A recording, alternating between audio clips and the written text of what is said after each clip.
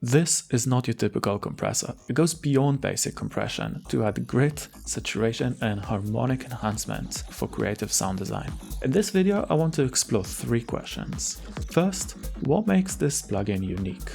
Second, how does this plugin differ from a traditional compressor? And third, why would you choose this device over a traditional one? Oh, and I have a little surprise for you in the end, so make sure to watch this video all the way through. But first, a short lesson about loudness. So a traditional compressor will control the dynamic range of any given sound. The dynamic range is the difference between the loudest part to the quietest part. So let's take this clap and let's figure out how we can make this louder. At higher values, the splice amp smashes any transient. The sharpness further shapes the transient. Make sure to reduce the output volume to compensate for the added loudness. Let's bypass the grater.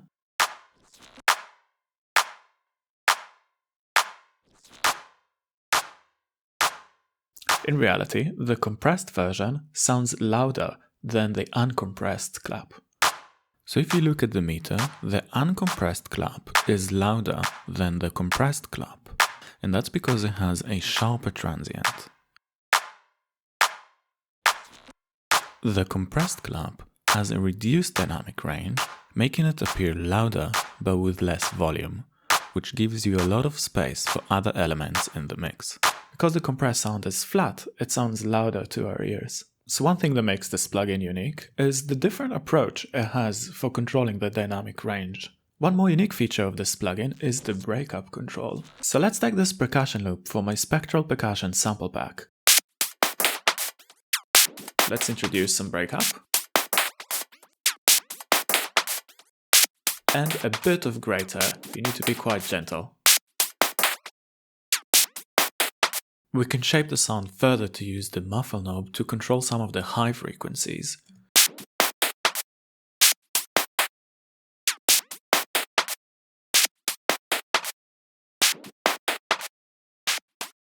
And we can add back some of the dynamics that got lost in the process using the re-inject knob.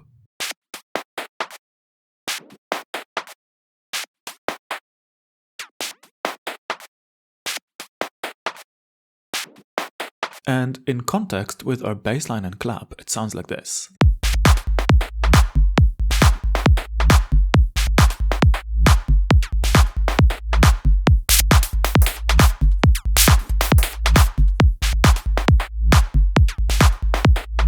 So in what ways this plugin differs from a traditional compressor? Traditional compressors focus on controlling dynamics and evening out levels, aiming for transparency and minimal coloration.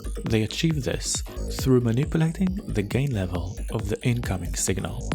The Grater takes a more aggressive approach, pushing your audio into saturation and distortion territory. It uses compression as a starting point, but adds its own unique character by introducing harmonic saturation, breakup, and grit. One way this compressor differs from a traditional one is with the Grater slider, which almost acts like an aggression control. Let's take this dark stab sound. Let's reduce the volume a bit so it doesn't rape your ears. Let's turn the slider of the Grater up.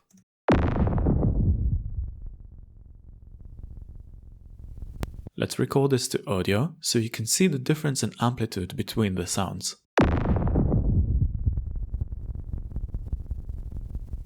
One major difference between the Grater and a traditional compressor is that because the aggressive nature of the Grater, you'll most likely have to reduce the output volume. Whether in a traditional compressor, usually the sounds get quieter because of the evening out of the dynamics, which means you will have to add volume in order to make the sound louder. It can also be used in a subtle way to thicken sounds and add harmonics, but that needs a delicate touch. So let's turn the Grater, the sharpness, and the slice up all the way down.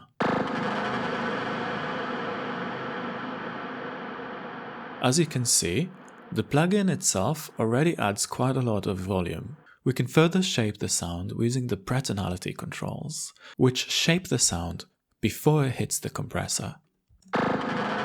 Let's take some of the mids down, some of the lows, and increase some of the highs. This now sounds bright and airy.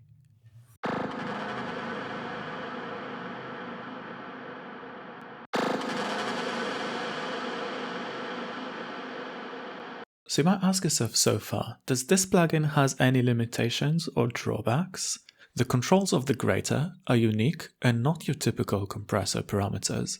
You might need to work with an oscilloscope to begin with. This can be a challenge for beginners.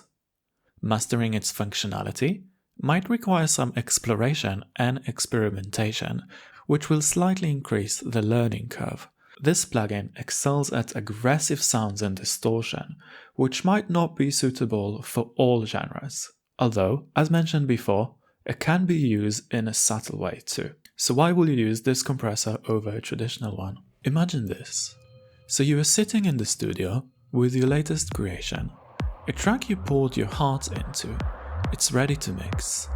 On one hand, you have your traditional compressor that requires technical knowledge, and it's great for transparently controlling the dynamics of the sounds in your track. Or you can creatively sculpt your sounds using the Grater, which excels at adding punch, grit, distortion, and tons of character.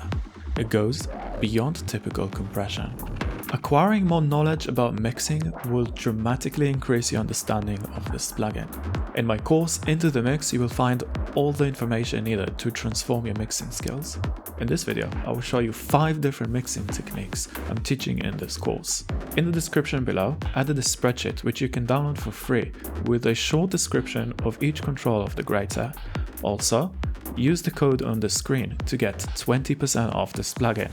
This discount code will expire on the 15th of March 2024. Thanks for joining me for this video.